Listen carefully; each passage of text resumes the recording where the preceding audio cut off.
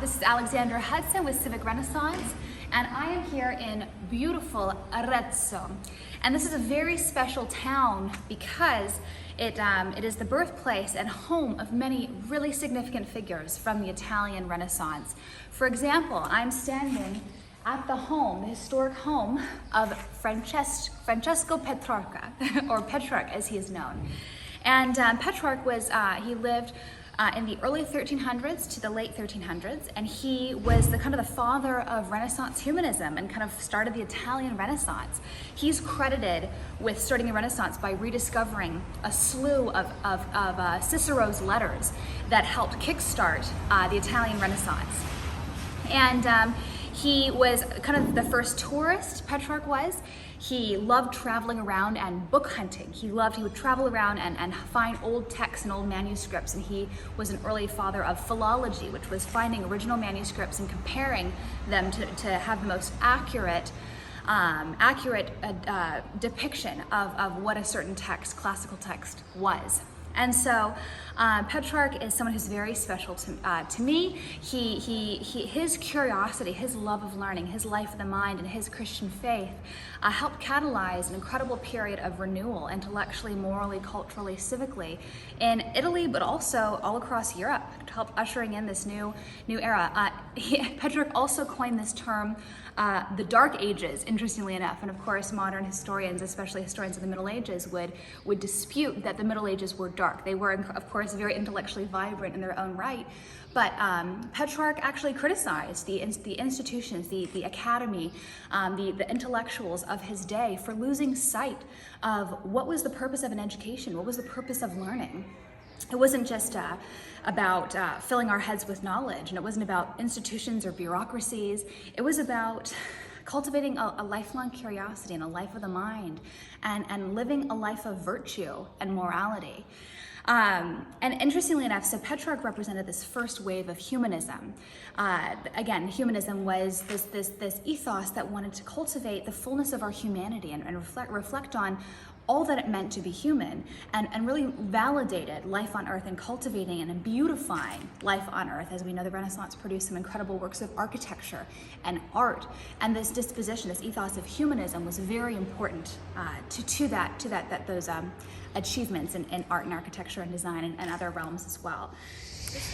Bonjour! I am in the small provincial town of Orgon in the south of France, and right behind me is Mont Ventoux. So I'm going to talk a little bit about this famous ascent to Mont Ventoux that Petrarch wrote about, and what that reveals about Petrarch and why he's important for us today.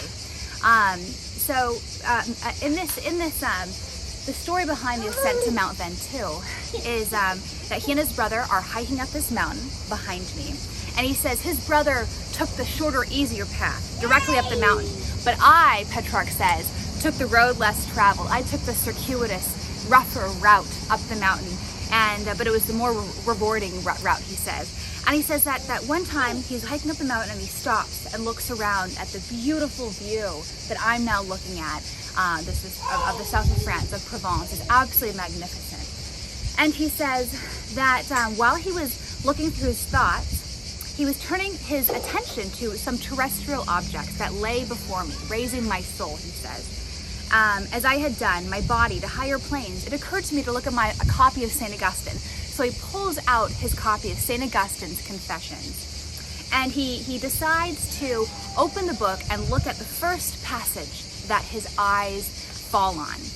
And he falls on a passage from Book 10 of St. Augustine, where Augustine writes, "And men go about to wander at the heights of the mountains and the mighty waves of the sea, and the wide sweep of rivers, and the circuit of oceans, and the revolution of stars, but themselves they consider not." And Petrarch goes on to reflect on that insight from St. Augustine. Here he is looking at the beauty of the natural world, and Augustine is saying, men enjoy the beauty of the natural world. They look all around them, but they neglect examination of the state of their interior lives, of their own souls. And this is a very Socratic, Platonic, ancient idea, that the notion that the examined life is not worth living. The importance of introspection, of knowing ourselves, to the life well lived. And in our modern times, it is so easy to be focused on what's around us, distractions and diversion and even boredom. These are things that we'll talk about when we discuss Blaise Pascal in a few weeks. These are things that define our modern lives, that make it difficult to examine the state of our souls, and to reflect deeply on the highest and most important things in life.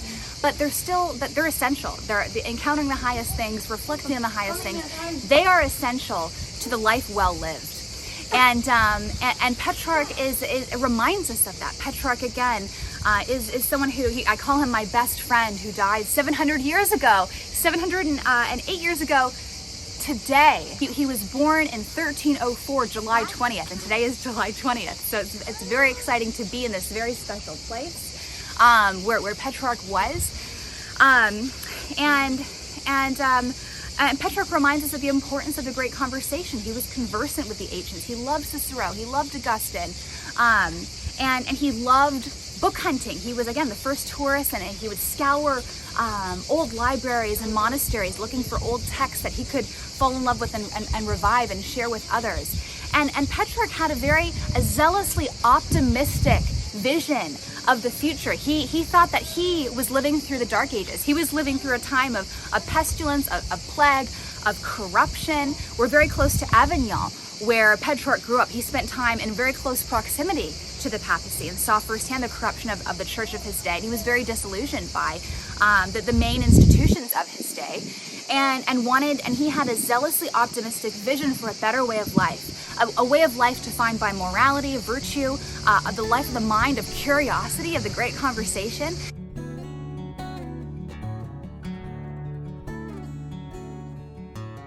The second wave of humanism was depicted, really embodied by a gentleman named Leonardo Bruni. And Leonardo Bruni was a generation after Petrarch, and he also is from Arezzo, which is very wonderful and fascinating. Bruni was known as one of the first secular historians. As I mentioned, Petrarch coined this term Dark Ages.